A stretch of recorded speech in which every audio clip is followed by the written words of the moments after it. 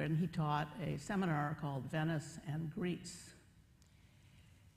When he's not at the school, he can be found leading Smithsonian tours all over the Mediterranean, and he seems to have a monopoly on the cruises in the Black Sea, which is something I always wanted to do, but haven't yet done. And long before anyone thought of blogs, Glenn, with his usual good humor, produced something called the Buse Letter, after his name, Glenn Buse, Buse Letter, to keep in touch with his fellow students from this year at the school. And he's also very lucky to teach at Virginia Tech's Overseas Center, which is in San Vitale, Switzerland, and he's headed there, I think, not this next week, but the following week, to step in to teach a course. Professor Buse is a professor of classical studies and Byzantine history at Virginia Tech, where he teaches both ancient Greek, Roman, ancient Roman, Byzantine, Venetian, and Balkan history. He's held prestigious fellowships at the Institute for Advanced Study in Princeton, as well as Harvard's Hellenic Studies Center in Washington. So Glenn is known to work on both sides of Suidias. First in the Blagan as a classical historian, he wrote his dissertation for the University of Maryland on the Cavalry of Ancient Athens. And in 1988, he published this as The Horsemen of Athens with Princeton University Press. More recently, he edited the Cambridge Companion to the Hellenic World, which came out in 2006, and I can sympathize with this job because we've just done the Cambridge Companion to Ancient Athens here, along with our former assistant director, Dylan Rogers. It is a big job to do one of these.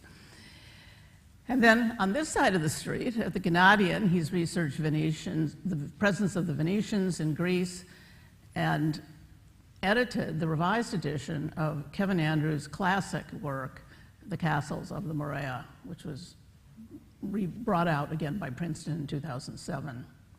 And for this, he did much archival work in the archives of the American School. So I am given his, you'll hear about his lifelong association with horses shortly, so I'm personally very grateful that he came all the way over here during a pandemic to tell us about the long history of research on the Athenian Cavalry dating back to the important 1886 study by Martin. Our picture of the Athenian Cavalry is constantly changing with the discovery of new material, and some of this is on display next door, and you'll hear about it tonight. So, please, in a moment, just a moment, go and through Sunday, noon to 6, but on Thursdays the hours are a little different to accommodate people in our lectures, so it's open from 4 to 10. And we're going to have a special visitor to the exhibition on February 26th. On the Saturday, we're having a family day, and this is Stella, who grazes down in the Pnyx and was one of the last carriage horses in Athens to operate as a carriage horse. And so Stella's coming, and if you have any friends with children, they might enjoy seeing a real horse here on the premises of the American School. I'd just like to make a point to the online audiences who are watching tonight that you can post questions on the chat, and we'll try to get to our lecture tonight by Professor Glenn, entitled Reflections on the Athenian Cavalry. Please join me in welcoming him.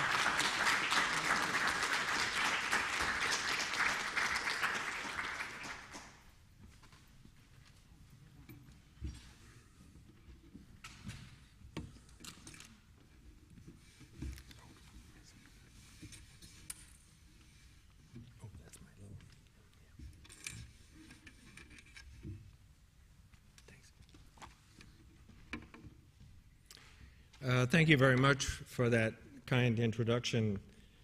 It's a treat for me to be back. It's been a long 2 years. I'm usually over here most summers, either giving site reports for the summer sessions or just kind of hanging around looking for ouzo.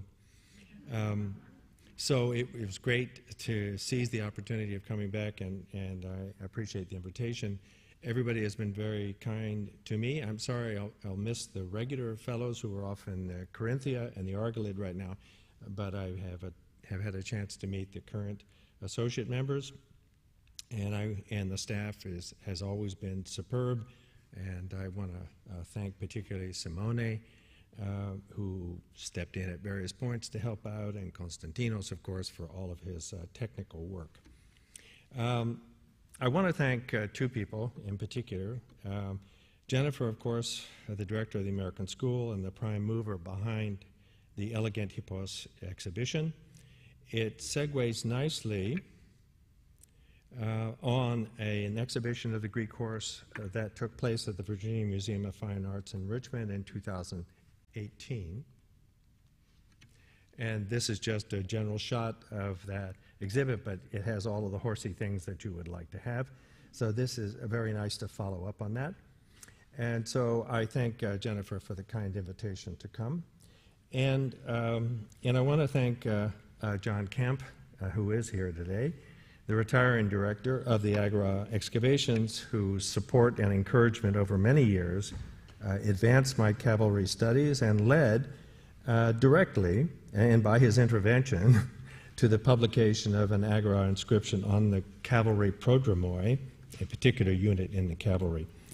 And his AGRA picture book, 24, that came out in 1998 on horses and horsemanship in the Athenian Agora, is a very fine introduction to the whole subject. And I also want to thank him, sort of on a personal note, for taking me on a walkabout in the Plaka years ago to look at a 2nd century BC Panathenaic inscription resting peacefully face up on the roof of a taverna. I took a few quick pictures, and then when I went to the Institute for Advanced Study, I showed them to Steve Tracy and Christian Habicht, and they got very excited because there was information there that Christian Habicht had been looking for to prove something about the tribal affiliation of the Attalids of Pergamum.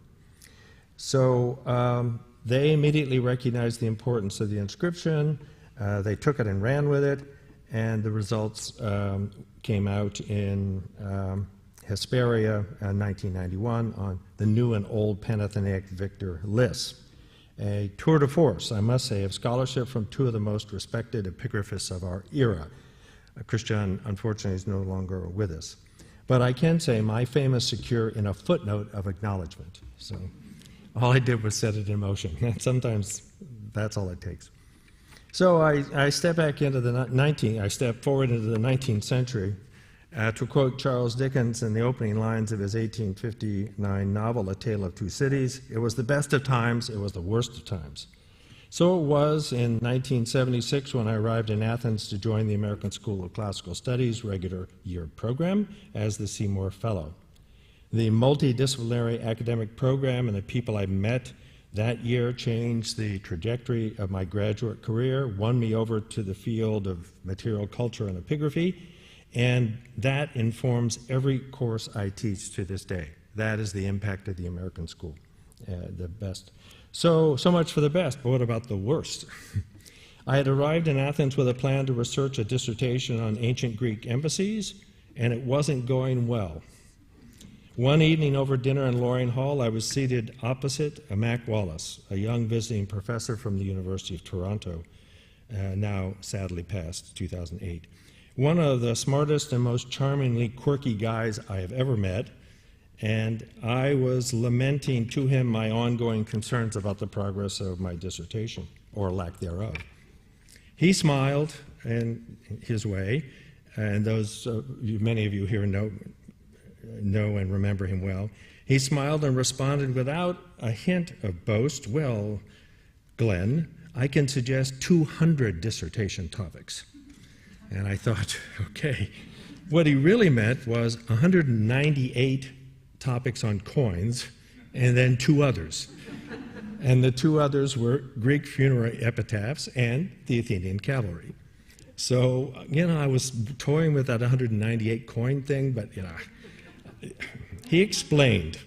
because he was always explaining, that it had been almost 100 years since Albert Martin published his magisterial work, Les Cavaliers Athéniens, in 1886, and that in recent decades there had been a mini resurgence of cavalry studies following the publication of J.K. Anderson's Ancient Greek Horsemanship in 1961.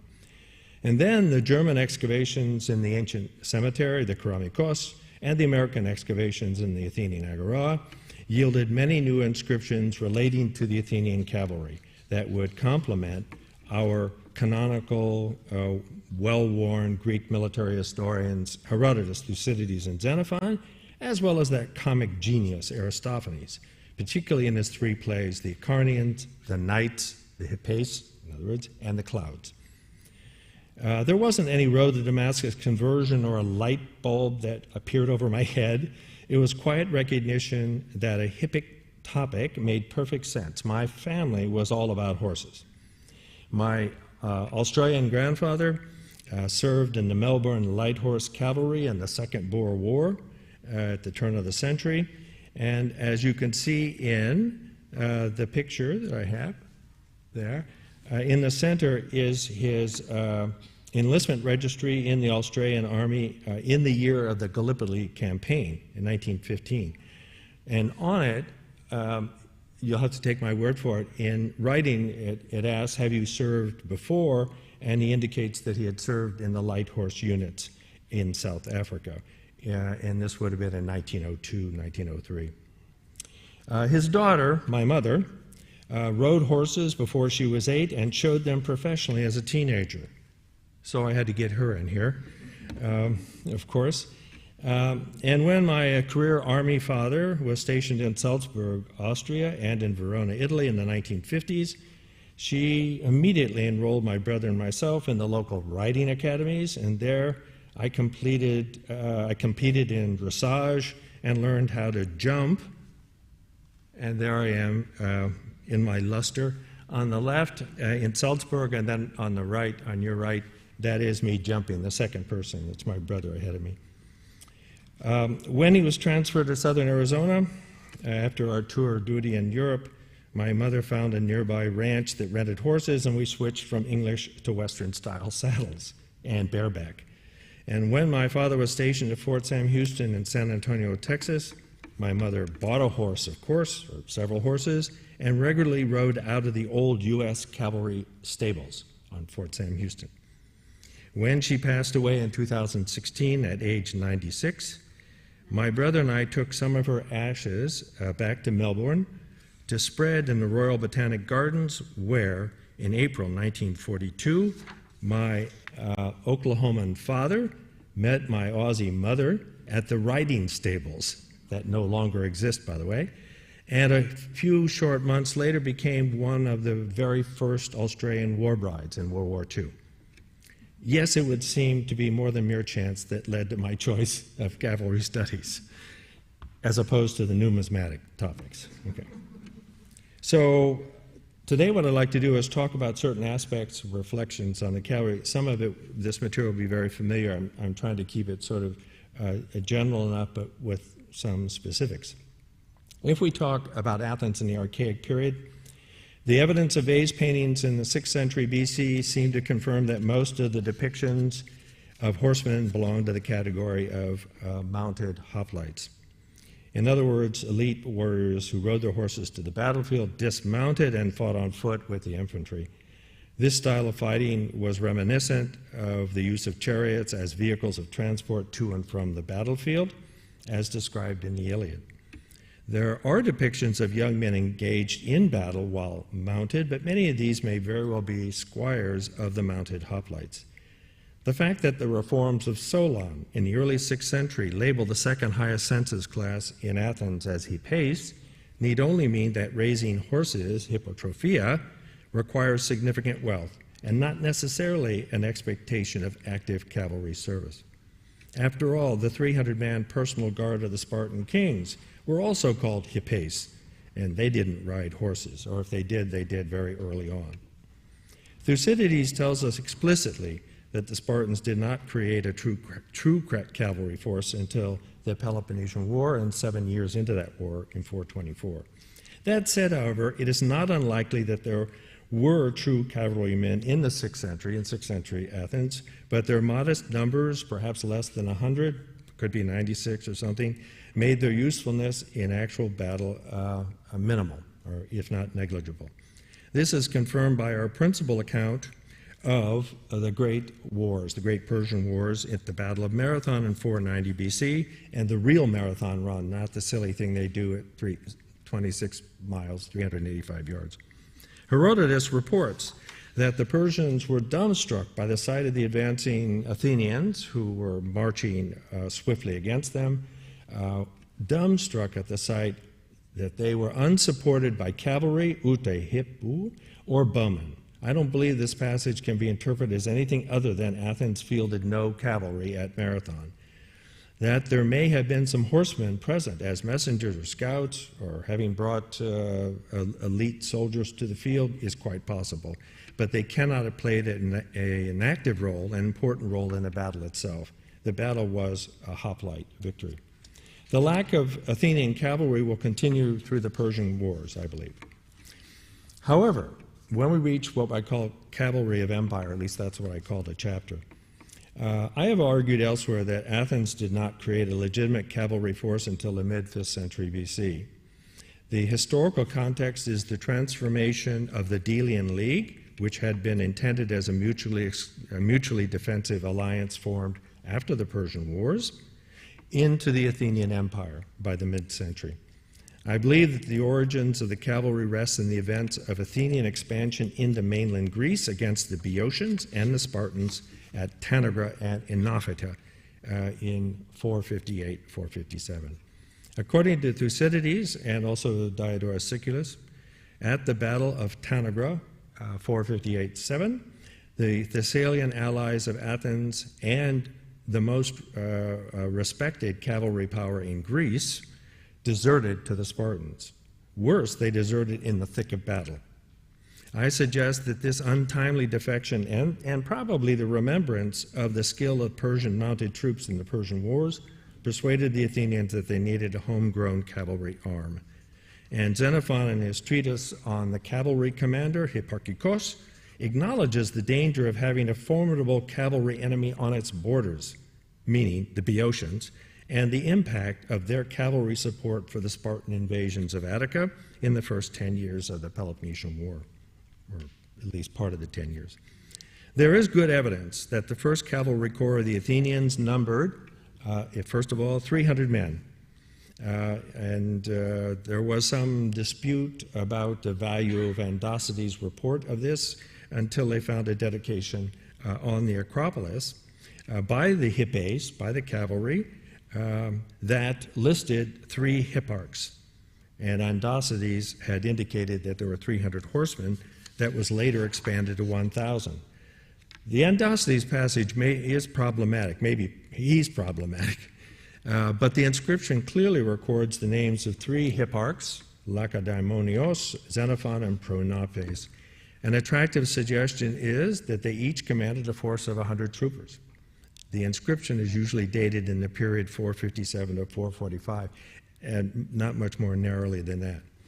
Within a short period of time, and certainly before the outbreak of the Peloponnesian War in 431, the Athenians established the canonical size of the Athenian cavalry that would mark the classical period at 1,000, with 200 mounted bowmen, hippotoxotai. This was a major commitment to fielding a cavalry to match the largest cavalries in the Greek world at that time.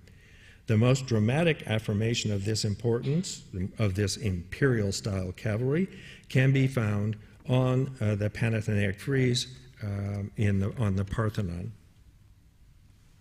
And I show this, and of course you were all thinking I'm going to spend the rest of the time talking about these wonderful sculptures, but no. We have at least 3 or 4 other experts coming in the lecture series that I'm sure are going to enlighten you on all of this, but this is just illustrative. Just as the Parthenon itself and the gold and ivory statue of Athena is a statement about the wow factor, the glory of mighty Athens in the mid-5th century BC, so also is the cavalcade of young horsemen showcasing the Panathenaic festival. One theory I might add, can be dismissed outright, that these horsemen were meant to represent the 192 heroized fallen hoplites at Marathon. As a famous vase painting scholar once suggested, I think we can set that aside, and most have. There will be much more to say, as I said, about this frieze in later lectures by other lecturers. The organization of the canonical 1,000-man cavalry included 2 commanding officers called hipparchs and 10 tribal commanders called phylarchs. This is very familiar territory for you, I'm sure. In order to carry out such a large increase in cavalry, the state established a state loan, appropriately called katastasis, in order for a new hippeus to buy a horse, because not everybody owned horses. The loan is first attested in the 420s, but it probably, and most scholars believe, it probably goes back to the 440s. The loan had to be paid back at the conclusion of the military service of the horsemen. So, in other words, you don't get off scot-free. It's not a gift. It's a loan. There was also instituted a hipparch to Limnos, and Limnos was a cleruchic island possession of Athens, but I have argued elsewhere that this office may not have been created until the 4th century BC. Okay. And we have some material here in the exhibit about the hipparch Phaidon to Limnos, and I'll talk a little bit more about that later. The Council of 500, according to the Constitution of the Athenians, the Aristotelian eth Paul, as we say, the Council of 500 was charged with general supervision of the cavalry through an examination of both rider and horse. This examination was known as the dokimasia. The eth Paul describes these evaluations as such. The horses must meet the standards necessary for war readiness, or they are rejected and marked with a brand of a wheel on their jaw. The catalogue of the hippes is composed by the cataloges, elected by the demos, and they submit the names of the men to be enrolled to the hipparchs and the phylarchs. These officers then present the names of the hippes to the Council of 500. It's all very elaborate. The council deletes the names of existing cavalrymen who claim under oath that they deserve release from cavalry service on 2 grounds, bodily incapacity or lack of sufficient wealth. Okay, wealth always figures into this. As for those who do not petition for exemption, the council decides whether they are fit for cavalry service or not. Those that the council deem fit for service are registered on the tablet, the pinnex. Those failing the examination are dismissed. This, of course, is the procedure described in the 330s at the time of Aristotle. But we can't always be sure if all of these elements obtained or were in place 100 years before, and we always have to be cautious about that. Xenophon indicates in his Hipparcheion, his cavalry commander treatise, that Athens may have been encountering problems recruiting enough horsemen to fill out the quota of 1,000 men in the 360s when he wrote. He reports that Athens was spending 40 talents on its cavalry. Why? In order to have a year-round ready force. This was not just call up people, conscript them, and go out on campaign. They were to be there ready to go at a moment's notice. The editor of the Loeb, Xenophon, thought that this implied that the 1,000 had dropped down to 650 men, but he didn't take into consideration that the subsidy for the horsemen had dropped to 4 obols per day from its earlier higher figure. So in fact, there may well have been, it's always a question whether you have 1,000 really on roll but not actually active. We don't know. What is certain is that the cavalry had fallen, had fallen to 200 men by the early 3rd century, since an inscription of 281-1, 282-1, praises the hipparchs and phylarchs for raising the level of the horsemen from 200 to 300. And the famous inscription was published by Vanderpoel and Threpsiades in the early 60s. Pausanias, the traveler, that gives us so much information about the Agora and Greece, reports that Athens sent 500 cavalrymen to defend Thermopylae against the invading Gauls in 279 BC. But In his publication of an Agora inscription dated at this time, John Camp, who is here to confirm that, has persuasively suggested that the extra 200 horsemen may in fact have been Tarentine mercenaries, originally from Tarentum in southern Italy. Eventually they will go from being there ethnically to technically, and I have a paper I gave in France on that. The inscription clearly shows that Athens was employing a tagma, a unit of mercenary Tarentine cavalry, to supplement its citizen force during this troubled time. This stele is nicely on display in the exhibit, so it's over there. But don't walk by it. It's in the corner, but it's interesting.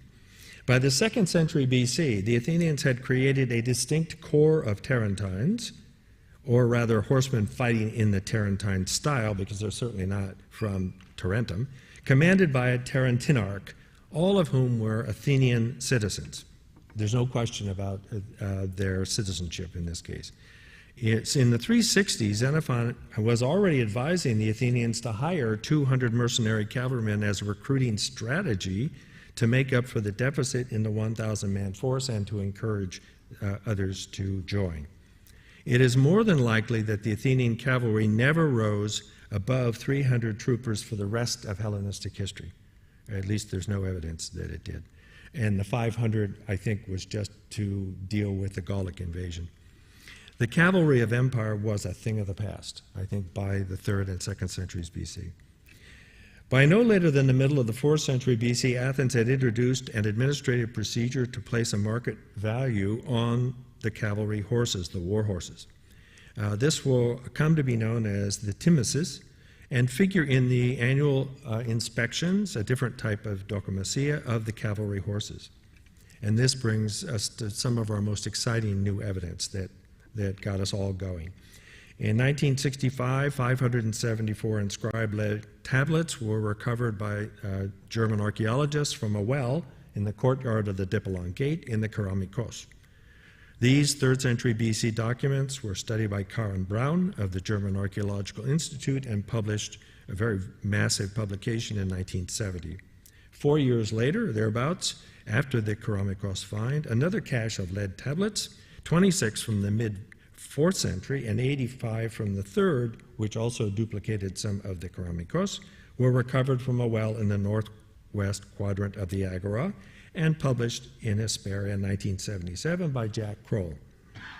The well also produced 25 4th century clay symbola, clay tokens of Phaidon, Hipparcheion, and 9 lead armor tokens, and we have those in the exhibit as well. On the left, you see these tokens that were probably some sort of communication system of those going out to Phaidon in service on the island of Limnos. It's hard to know exactly what they were used for. And as for the lead tokens with armor on them, probably the best explanation is that in the Hellenistic period, particularly, they started keeping a supply of weapons to be able to equip certain of the soldiers who could not pay the cost. Because in the old days, the hoplite paid for his own armor and so forth. So I think that's probably right. And this was by Jack Kroll as well. All of these, of course, are certainly related closely to the administration of the cavalry in the 4th and 3rd centuries BC. The epigraphically attested cavalry activity in the area near as yet unexcavated Stoa of the Herms almost certainly confirms a suggestion by, I guess I can call him my mentor, Christian Habicht, in the early 1960s, that the headquarters of the Athenian cavalry, the so-called Hipparcheion, mentioned in only one inscription from 188-7, honoring a hipparch, was located close by. This incredible archive from the excavations of the 1960s and 70s, together with the ever-expanding body of cavalry inscriptions, did in great part inspire the need for a new general study of the Athenian cavalry. That led to my own monograph, as suggested by Mac Wallace, and also to Ian Spence's solid study of the Athenian cavalry entitled The Cavalry of Classical Greece, A Social and Military History with Particular Reference to Athens, and that came out in 1993. The inscribed leg tablets from the Kerameikos and those from the Agora were folded or rolled up with the name of the Athenian in the genitive on the outside for ready identification. On the inside were recorded descriptive elements of a horse, including the color, the brand, and a sum of money in drachmas. And here is an example of that. In this particular case, the color of the horse is pyros, which is chestnut red. The brand is kentaros, centaur, and then you have timima, and then the amount of 700 drachmas. So an incredible amount of information contained in each of these almost 700 lead tablets between the two locations. Okay. The colors of the horses inscribed, since we're having a horse coming here soon, the colors of the horses inscribed on the Kerameikos and Agora tablets are pyros, red or chestnut, that's the most common color, melas, black, paroas, reddish brown or bay, lefkos, not to be confused with the wine, but white, and poikilos, spotted. There are a wide range of brands, and I only mention a few. They're all contained in these seminal publications by Brown and by Kroll. But just to mention a few, the dolphin, the circle, thunderbolt, caduceus, helmet, crater, Nike, dove, etc. 25 in all for the Agora archive, 57 for the Kerameikos. Brands only documented on the 3rd century archives are the eagle, the ox head, bucephalus, as in Alexander's horse, probably from stables in Thessaly, the snake, the centaur, of course, the lyre, triton, and bridle, and copa, probably from Corinth, among others. These are just some examples. Some of the brands probably had, at least Kroll suggested this, and I don't know if anybody has said otherwise, some of the brands probably had, if not the majority, had regional affiliations. Kroll comments, such local connections together with the longevity of many of the devices over centuries of use leave little doubt that the brands were trademarks of the established stables and herds that provided the finer mounts for the whole of Greece. And that's in his Hesperia study. The 3rd century BC tablets sometimes include the designator Time, Tim, or T for Timima. And Brown surmised and Kroll confirmed that these were the appraisals of the monetary worth of the war horses of the cavalry, and that these documents represented the Timisis ton Hippon, attested in 2 cavalry inscriptions of the 3rd and 2nd centuries BC. The maximum value of the horse in the 3rd century, and it appears that was also maybe the maximum value of the catastasis, the state loan, was 1,200 drachmas. And that's a lot of money. If you figure that that's almost 4 times what a skilled workman would make, if you say 360 or so a year. So a lot of money. Horses are expensive, really expensive. From 1,200 drachmas, we had descend down because of depreciation, like cars, I guess, down to several hundred. The average evaluation for the 3rd century documents is 700 drachmas, the mean, while for the 4th century it's under 400 drachmas. The lowest it gets is 100 drachmas, and that probably is a very weary warhorse that somebody is riding. One can conclude that the more elite cavalrymen of the 3rd century BC were riding more expensive horses. The purpose of these evaluations of the horses seemed clear. If a horse died in battle, his replacement should be of equal value. And therefore they needed to have a record of this. A loan repayment would reflect the current value of his horse. And again, I've already indicated the symbol of Phaidon, Hipparch to Limnos, and the armor and so forth that is an exhibit. If we talk about different units, specialized units, in the 5th century, note that along with 100,000-man cavalry, there was a corps of 200 mounted bowmen, hippotoxetai, There's no doubt, really, that these were Athenian citizens. They were, but certainly, or probably, of a lower class than the typical hippeus. In this light, David Pritchard, in one of his works, has suggested that the state provided the horses to the hippotoxotai and that the process did not include a state loan, as was the case with the regular cavalry, and that that had to be repaid upon retirement from cavalry service for the regular horsemen. I think this makes good sense. There is ample evidence in Thucydides and on casualty lists of the deployment of small detachments of mounted bowmen during the Peloponnesian War to Melos, to Sicily, and so forth. However, all references to Athenian mounted bowmen, hippotoxotai, disappear after the Corinthian War in the early 4th century BC. And we must assume or surmise that the corps was disbanded. A very fine military historian who works in Poland, Nick Secunda, suggested that a new cavalry unit called the prodromoi were raised in 395-4 to replace the horse archers who were disbanded after the Battle of Haliartus. But I think this may be too precise and rests on the identification of a young horseman, Dexilius, that we'll be talking about later, who died at Corinth in 394 BC.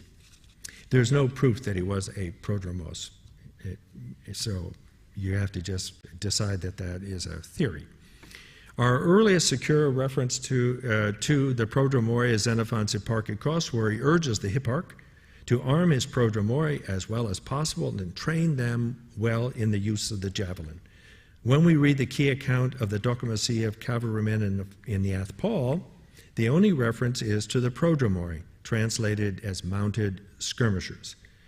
I do think that the prodromoi were a 4th century creation, and I agree with Secunda that they probably did replace the hippotoxotai in their scouting and skirmishing functions. We also have 2 3rd century BC lead tablets that mention prodromoi, but Kroll has argued that these may refer to assistants to cavalry officers, not independent horsemen. I have no strong feelings about that, but it's problematic.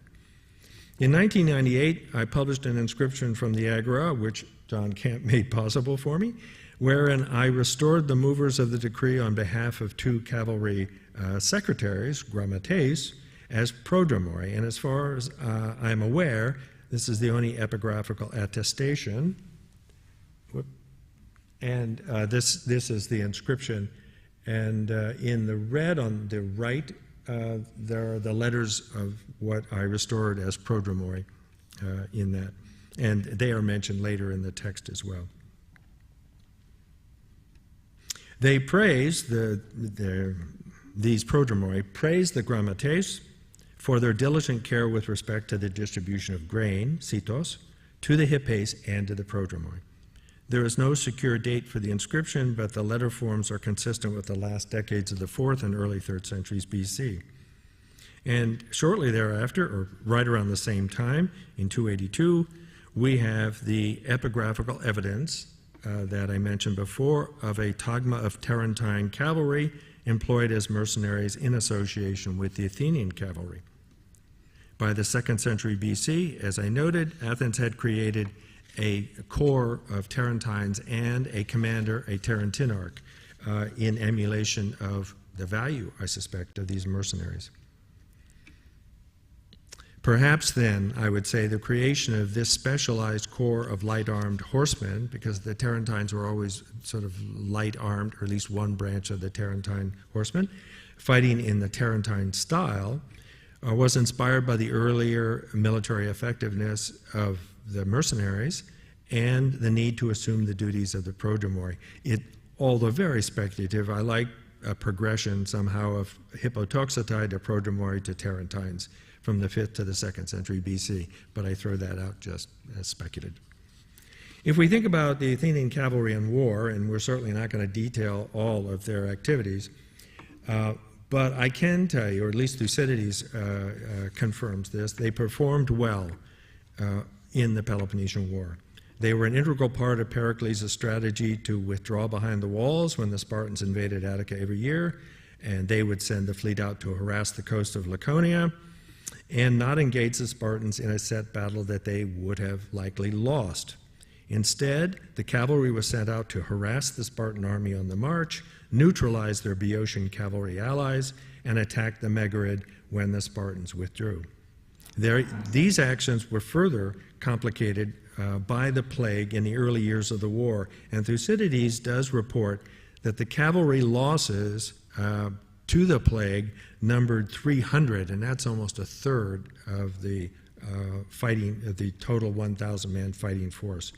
That's a significant loss, and maybe they didn't ever fully recoup that loss.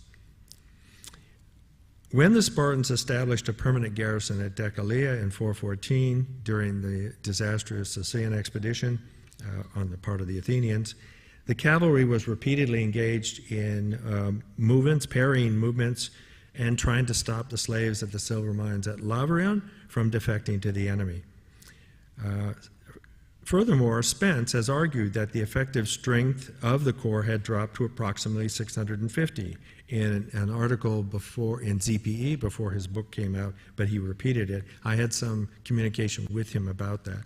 I am not totally convinced by his argument, but it merits serious consideration, and it may be correct. I mean, there's a lot of questions that we can't answer. But the cavalry did much more than perform defensive duties in Attica.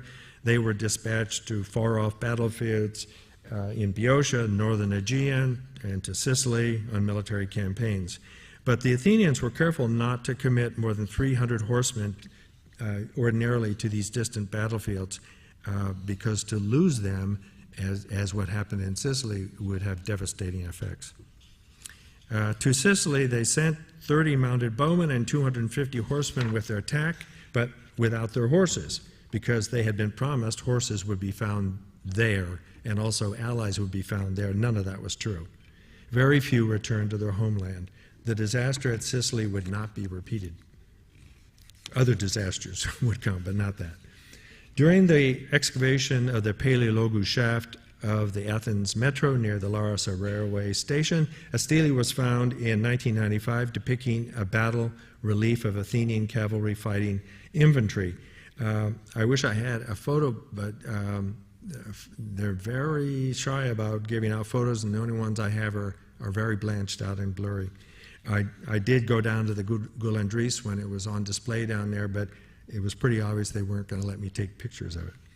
But anyway, below the relief, there were two inscriptions. There was a fighting relief above. The lower one was an Attic script, recorded a casualty list of 19 Athenian cavalrymen and one mounted archer who had died at Tanagra in Boeotia, and Spartolus in the Chalkidiki. The upper one was an Ionic script, prefaced by an elegiac couplet apparently associated with a battle, or a literary allusion to a battle around Megara, and it listed 12 fallen horsemen from 5 Attic tribes. The preliminary interpretation was that the two distinct inscriptions in two different scripts represented at least 2 to 3 battles separated by 20 years, Tanagra in 426, Spartolus in 429, and campaigns around Megara in 409-8. However, several scholars began to question this interpretation recently, preferring to believe that the battles of Tanagra and Spartolus did not occur in 2 different years, early in the Peloponnesian War, but in 429 or in 426, but not both. So there was a difference of opinion there. But there was still a belief that the upper inscription, the Ionic one, belonged to the Megarid campaigns of 409-8. However, Matheo Angelus has offered a radically new interpretation that questions the rigid chronology of the Attic versus Ionic script story, and argues that a date in the 440s to 420s for the Ionic script is perfectly acceptable. I'm not enough of an epigraphist to argue that one way or the other. That's certainly how he has seen it. However, he backs up his claims that there's more fluidity in the scripts from the transfer from Attic to Ionic script than we might have thought before. But he turns to prosopography for confirmation. The Menexenos of the tribe Pandionis in line 11 was identified as the son of Dikeogenes of the deme Kid Athénion, who died at Spartolus while serving as a phylarch, and we have that evidence in Isaeus, the orator. Therefore, he proposes that all three battles took place in the first years of the Archedamian War, of the Peloponnesian War, and it is certainly true that heavy fighting did occur in the Megrid during the Spartan invasions, and Thucydides need not have mentioned, and I don't think he did, every encounter. It's historic license. You mention what you need for illustrative purposes, but you don't mention everything, and I don't think he does. So he did not want to be repetitive, I think, is what I'm saying. However, if this Menexenos is not the same man as the phylarch who died at Spartolus, and there's a lot of things that tie in, then it becomes problematic again, and then we're fighting it out with the scripts as well as the dates. I don't believe we have heard the final word on this, to be honest. In 404, the Peloponnesian War was brought to a close with the surrender of Athens to the Spartans.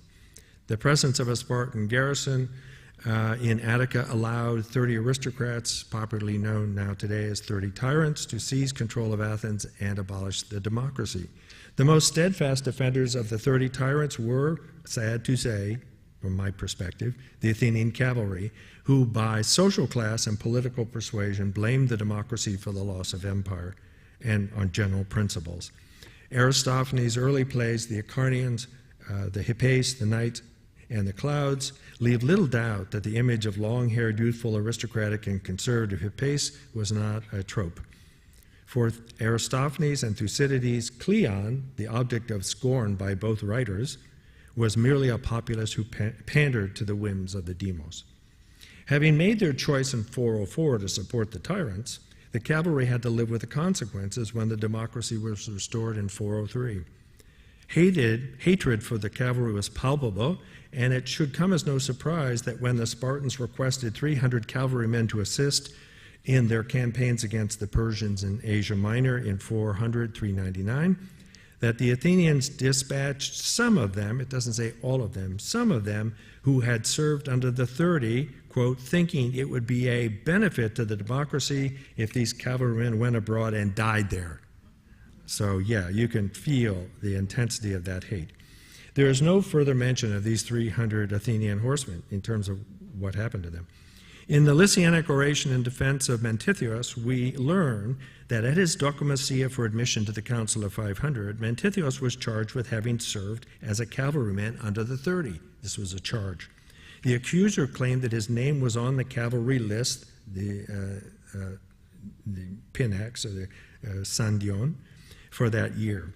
His defense was that the list was flawed, probably alternative facts or something like that, was flawed since it included men who had not been in the city that year and were therefore innocent of complicity with the acts that were taken by the 30. Mentitheus then argued that when the democracy had been restored, the demos ordered the phylarchs to compile a list of those who had served in 404, 403, and forced them to return their state loans, the katastases, and further that he said that no one could prove that his name had been placed on the phylarch's list. So he should be exonerated. He was innocent, he said. An amnesty may have been enacted, generally speaking, and politically in Athens, but ill will towards the cavalry persisted deep into the 4th century.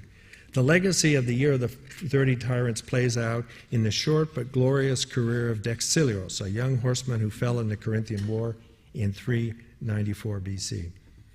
A fabulous private dedication was erected to Dexilios by his parents in the Kerameikos, and of course, you all know this, it's very famous.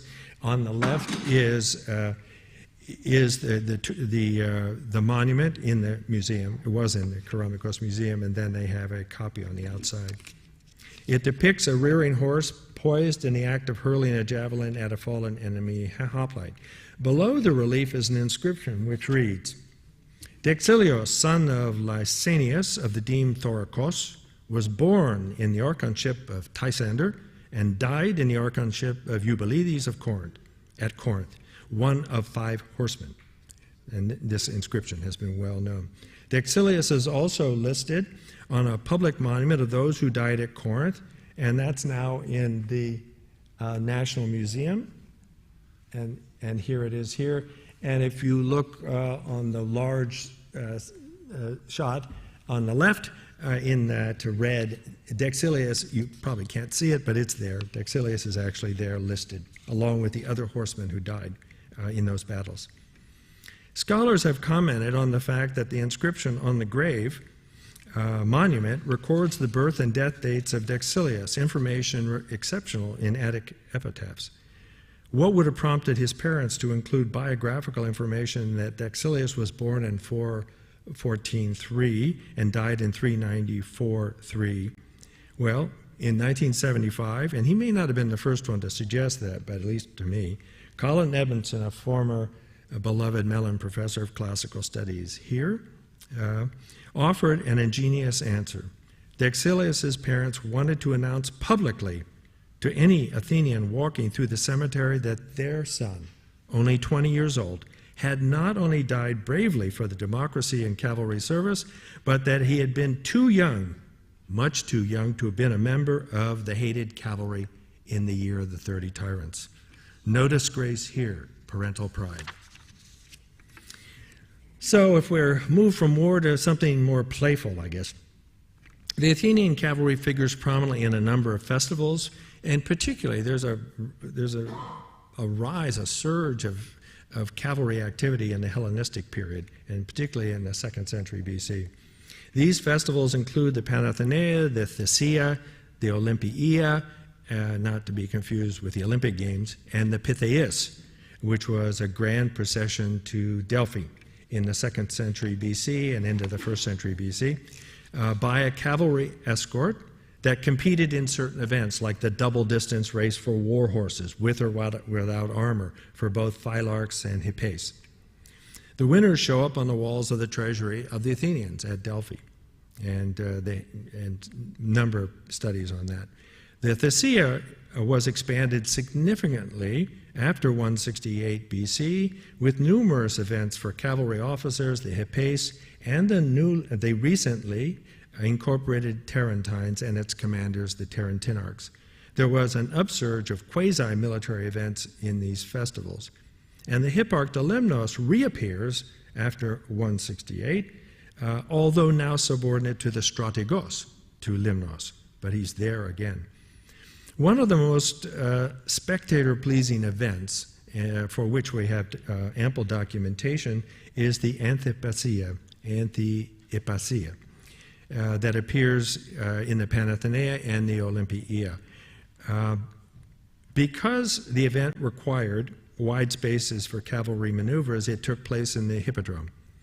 This was a mock battle where the cavalry divided itself into two divisions, each commanded by a hipparch, there are two hipparchs, and charged at each other as if in battle, sort of a mock battle. Several inscriptions mention this mock battle, the Anthipasia, and Vanderpoel has published in Hesperia in 1974 and in other places the list of them. The individual tribes took great pride in displaying their equestrian skills under the leadership of their phylarchs. Xenophon gives us our fullest description of this event, and I will read it off to you very quickly. When the hippodrome is the scene of the display, the right plan would be that the men should first be drawn up in a front broad enough to fill the hippodrome with horses and drive out the people standing there. I'm not sure what that was for. It doesn't seem very nice. In the mock battle, when the tribes pursue and fly from each other at a gallop in two squadrons of 5 tribes, each side led by its commander, the hipparch. The tribes should ride through one another. How formidable they will look when they charge front to front. How imposing when, after sweeping across the hippodrome, they stand facing one another again. How splendid when the trumpet sounds and they charge once more at a quicker pace. After the halt, the trumpet should sound once more, again, and they should charge yet a 3rd time at top speed. And when they have crossed, they should all range themselves in battle line preparatory to being dismissed, and ride up to the council of 500, sort of nod their spears or something, just as you are accustomed to do. And Xenophon ends that passage. I think these maneuvers would look more like war and would have the charm of novelty. Two relevant sculptural reliefs that depict this particular event are well known. I think the Bryaxis base here of three victorious members of the same family as Phylarchs. This is in the National Museum. And the cavalry relief of the tribe Leontis, found in the Agora. And this is nicely displayed in the exhibit for us. So, usually occupying a space between, against the inner wall of the portico, the Stoa of Atticus, it is now, Attalus, sorry, it's the dog, right, Attalus. It is now exhibited in the Hippos exhibit. So, conclusion, and I'm sure you're happy I'm concluding. Finding the Hipparcheion is the Holy Grail of Athenian cavalry scholars. I make a bold statement, okay? Well, at least to one half Aussie, anyway. That's me. I can almost hear the faint neighing of horses, and I'm reminding of that at the Battle Marathon, neighing of horses. I can almost hear the faint neighing of horses as I down a beer in a cafe overlooking the American School excavations of the painted Stoa on Adriano Street. And in that light, and also with a nod and homage to John, I end with a summary of the importance of that area and the fact that that certainly has to be the area of the Hipparcheion. John writes, "There is a large and growing body of evidence for intense cavalry activity in the northwest corner of the Agora, a concentration of decrees, archives on lead, clay tokens, cavalry victory monuments all cluster around the royal Stoa and the area known in antiquity as the Herms," these upright monuments with the head of Hermes and genitalia. Cavalry recruits were trained on the Panathenaic way in this part of town, and the headquarters of the Athenian cavalry, the Hipparcheion, should certainly be sought in the immediate vicinity. Part of a busy scene where public buildings, sanctuaries, workshops, and private houses all crowded together at this principal entrance near the northwest corner of the Agora Square. And with that, I'm indicating where I think the Hipparcheion is. No, I just put that up there because it's close to all of the things that we're talking about. And maybe one day, maybe one day when somebody is rebuilding something and they do some digging like Vanderpoel and Strepsiades in that area, they will find some foundation courses, and almost certainly they will find built into walls like those were built into a Roman wall. We'll find more inscriptions that will help us understand the operation and the administration of the Athenian cavalry even better than we already do with what we have. Thank you very much.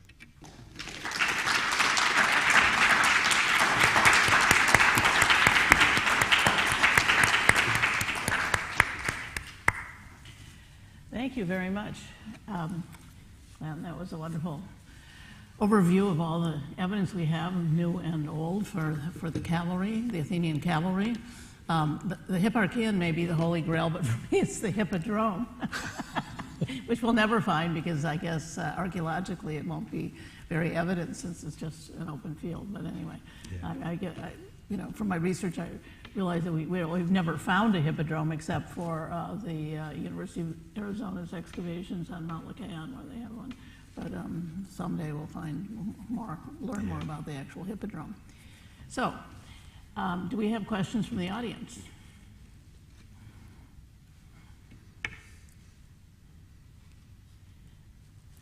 So now you're going to want me to talk about the Panathenaic frieze, which is what you came to hear. No, I'm not going to talk about that. I'm going to leave that to the experts. I'd be happy yes, to I talk think the microphone is going. Yes. I wonder whether the colors of the horses were divided into troops, so that each troop had its own color horses, as was the case, at least in the Army of the West in the United States, and in Custer's cavalry, that was certainly the case. An interesting question. I actually I'm thinking back, Kroll's article, there's no indication that it's been systematized to that degree. And it appears to be more fluid, other than Pyros appears to be the most common color for a horse that's listed. But beyond that, he doesn't go to a point where he's making some distinctions of colors with tribes or any other thing. So I would say, I don't think so, but maybe that's another study that needs to be made, a closer look at that. But Kroll did such a thorough job of it, I would be surprised if he hadn't noticed that phenomenon going on. So. Thank you. And of course, Jack Kroll was a numismatist. There's a question down here. which is why he could handle all these lead tablets and deal with them as he tried to get the linkages going. So it is a marvelous work. There have been some incredible epigraphical studies that are just the marvel of putting the pieces together. And they just happen to be, I'm running across them because of the cavalry, but I'm sure in other areas as well. Yes. Hi there. I've got about 3 different questions that aren't related to each other. Okay. The first one is, I can see from the friezes that they don't have any, obviously saddles or bits or reins. Yes. How did they actually hold on to the horse? Was it just by grabbing the mane, or how did they ride the horse? Okay, well, very good question. First of all, we have evidence of saddle cloths that were buckled under that would give some support, although some rode bareback, presumably, but they had bridles. And actually, we have archaeological evidence of bridles. And presumably, unless they were in a battle movement of some sort where they would need to grab the rein, they're throwing spears with their right hand, because you always had to be right-handed, and holding on to the reins and probably the mane. I remember when I was riding, I was always doing a little bit of both of that. So I think, and again, I thought the follow-up would be, how do they stay on their horses? Because there are no stirrups, and there weren't any stirrups. So in other words, you're basically riding bareback. And with proper training, which is why we have a famous comic quotation about Phaidon, of all things, the Hipparch Limnos, practicing mounting and dismounting horses down by the Herms. So in other words, we know that all of that activity is going down there, and it must have required some help. Xenophon, in his work, not the Hipparcheion, but at the Perihippikis, I think, talks about the older troopers who are less agile with leaping onto horses, could get what is called a Persian lift up, which presumably as a groom would help them with their leg up onto the horse. So they acknowledged the fact that there were going to be some older troopers. Most believe that, and my own prosopographical work seemed to indicate that by the 40s, most people had gotten out of cavalry service. It was just too much.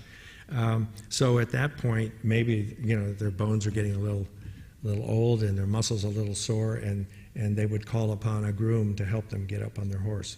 So no real saddles that we think of them, except for a saddle cloth, and bridles, yes, but no stirrups.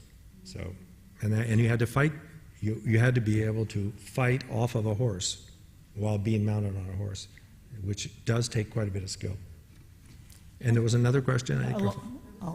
You said that they were very expensive, 12,000 drachma, which is a lot of money. And yeah, 1,200. I mean, that seems to have been the max. Sorry.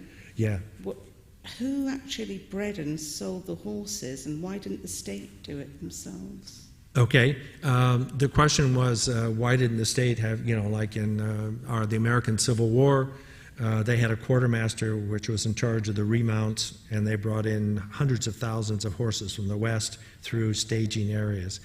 You don't apparently have that. The Athenians were expected the individual hippeus to hustle and go out and buy himself a horse and have a horse that was able to perform adequately in wartime conditions. But beyond the state loan, the katastasis, it does, and the examinations of the worthiness for battle of the horse and of men, they don't appear to be intervening at that level. And the stables and the herds and the horse breeders and so forth don't appear to be concentrated in Attica. They're in places like Thessaly and so forth where there's a horse tradition. And that's why Kroll believed that something like the Kentauros, the centaur, probably was a reflection, that brand, of a horse breeding area or stables or a cellar in Thessaly in central Greece. Of course, you don't have absolute proof of that. It's just that you have such a wide variety of brands that do appear in some ways, if you massage the evidence enough, appear to be associated with regional locations. And I don't think that might apply to all of them, but certainly some of the more obvious ones, sort of like the centaur and so forth. Or like Bucephalus, which is so closely involved with Thessaly, and that would be more obvious. So, but no, the state does not appear to have wanted to get into the horse selling business, and that was going to be left up to the individual horseman. So. We have two related questions coming in online. Ann Santon from Cincinnati is asking about what kind of weapons, tack, or armor the Athenian cavalry used, and John Lee from Santa Barbara wants to know about what the Persian cavalry carried in terms of arms and armor. Oh, okay. Maybe you could contrast the two. Oh, I may be able to answer that. My understanding, I haven't looked into Persian weaponry. Actually, John knows the answer to that already. He's just trying to quiz me. But I think a lot of times what you see is something that's more like a reinforced cloth support, padded support for the Persians. Now, on the Athenian side, J.K. Anderson in his Ancient Greek Horsemanship did quite a bit of work on weapons and what was being recommended. And obviously, from Xenophon's point of view, horsemen are throwing spears, but they're also carrying, and we can see this in sculpture, they're carrying swords for close-in fighting, because even if you carry two spears, once you throw them, then you don't have much by way of weapons. The other thing is, it's very clear, and it's consistent throughout all of the sculptural material we have, is that they did not carry shields. They may have carried shields in the Archaic period, which has led people to believe that they got off their horses and fought as hoplites. But we don't have the introduction of shields into normal cavalry practice until the 3rd century BC, and it may very well have been introduced by the Gauls, the invading Gauls, or by a transplant from southern Italy, because they were using shields prior to this. But it's like siege machines. Somebody comes up with something fancy, and then it takes a long time for that finally to grab on to people that might be a good thing for taking a city. So I'm not too surprised at that. But it's clear, Nick Secunda has done a lot of work on this, and his suggestion for shields, the carrying of shields in active warfare as horsemen, really it doesn't come into Greece until the 270s BC. So we wouldn't have had that. But Xenophon talks about, and we have this in scenes of horsemen, a breastplate of one sort or the other, greaves or boots of one sort. So in other words, he definitely, and the problem is he talking about what they should do, or is he observing what they do? And it's always a little bit iffy as to what it is. So I'm on firmer ground with respect to the armor and the weapons of the Greek horsemen than I am on the Persian side. So. Okay, do we have any? So John can take his question and do with it whatever he will. I know John very well, so it's okay. There are two questions that go into the Hellenistic period, which of course you wrote the handbook for. Did the Athenian cavalry play any part in the cavalry forms of Philip and Alexander? And also someone asked if there's this sort of any parallels for this buddy-buddy relationship of Bucephalus and Alexander among the more prominent Hippaeus families in Athens. I'm not sure about that second one. I mean, we have that, you mean the brand, the Bucephalus brand from Thessaly, or whether that's coming in because of Alexander the Great and his famous horse. Was that the second part of the question? I didn't quite catch all of it. Well, you know, I suppose the close relationship between Alexander and his horse. I mean, do we have that any evidence for that earlier on? I see. Well, but when you think about the timing, for instance, the cavalry tablets, the earliest that we have of them is mid 4th century BC. So we're moving past the time of Alexander, although there is some overlap. But the bulk of the tablets are in fact 3rd century BC. So the timing may be an issue there. So, but there could be some overlap. I think I thought somebody would ask, Alexander in his armies also had prodromi. There was a unit, and these were like we would call lancers. These were, and they were skirmishers like that. And some scholars believe that there was some borrowing on that. But quite frankly, we already have references to prodromi in the 360s, well before Philip and Alexander come along, and Philip creates a new style army, Macedonian phalanx with sarissas, the long lances. The debate is not so much about that. The debate is about how long the lance was of the horsemen of Alexander the Great. And there are differing opinions on that. But certainly longer than the normal javelin appears. And if you look at the House of the Fawn mosaic, that's probably the Battle of Issus in Pompeii. If you look at what Alexander's carrying, that looks like a lance. I mean, that's much longer than just a throwing spear.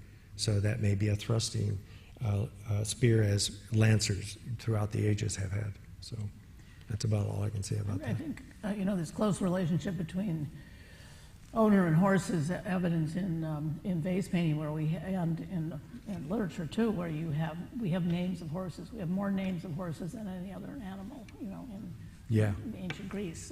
So they regularly had, as we do for our dogs and things like that, they had their names for their horses. There are a couple questions here wanting you to comment on the aesthetic attraction of the cavalry processions as the Xenophon speaks about. He talks about how impressive, they are, and parading around.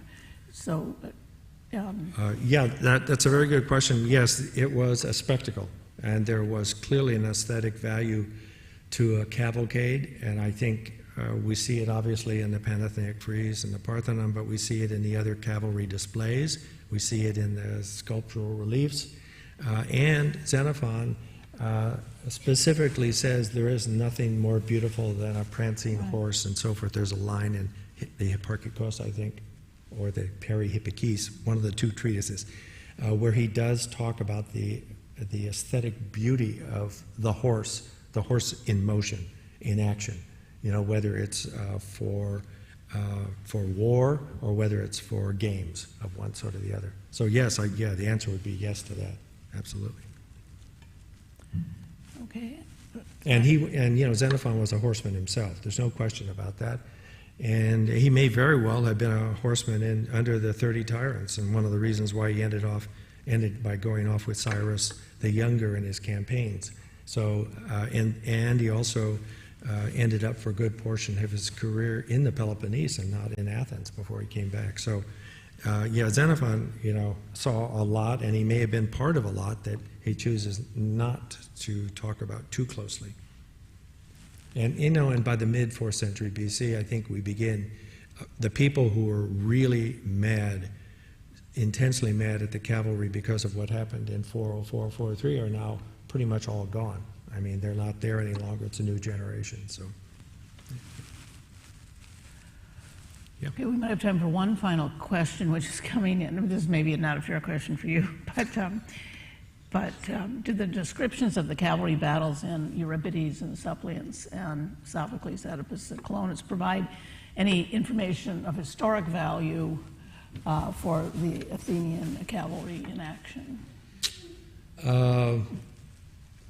Well, if they would give me a specific example out of Euripides and Sophocles, I mean, obviously, people who live at the time are aware of everything around them, and no piece of literature is totally divorced from the social and military milieu in which it was produced. At least that's what I believe. So they're not standing alone, and they don't come ex nihilo. So yes, the battle scenes may in fact reflect something of what they either saw or even participated in, not maybe Euripides, but certainly Aeschylus, we know, and maybe Sophocles as well. So as far as I know, Euripides did not, well, he probably served in some capacity, but it certainly wasn't as a horseman. So. Yeah. Well, we have very vivid descriptions of chariot crashes. Oh, yeah, yeah. Yeah. You know, made up, but still. And there's a vase in the show which actually shows that one of these chariots crashing, which is probably a very common occurrence. Well, no, and I think that's right. For chariot racing, you know, that's a whole other event in and of itself, and it was very dangerous. All you have to do is watch the movie Ben-Hur. I mean, at least one person died filming that Charlton Heston scene.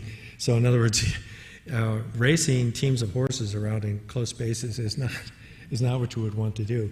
And you know, it would be interesting to see. Xenophon always is talking about the beauty and the skill of this mock battle, but you wonder at times whether somebody made a mistake and fell off their horse or got knocked off their horse. I suspect that happened more often than anybody wants to admit, because it's easy enough to do. I mean, in some ways, you're hanging on for dear life. So you do get good at it. And I have ridden a bareback, but I can't say that I ever felt really comfortable on it. It's just that you stay on the horse and you try not to fall off and get eaten by a rattlesnake or something. All right, thank you very much. We have a huge number of people on the chat commenting on what a wonderful talk it was, and I think we should join them in applauding you for giving us so much new information. Yeah, thank you very much for coming out, the in-person people, and thank also for the virtual people. I'm sure that you actually are more physical in some regard, but I'm glad that you tuned in, and it goes without saying, I'm easily gotten a hold of. If you have any further questions, I'm just gbu@vt.edu. It's been that way forever. So you can always drop me a note, and I'm happy to respond on something involving the cavalry, if it would help. So. Okay. But thank you very much. Very much.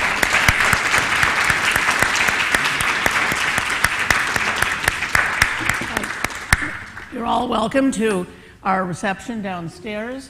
And remember that the exhibition is open until 10 o'clock if you want to just cross over to the Macriani swing and have a look at some of these.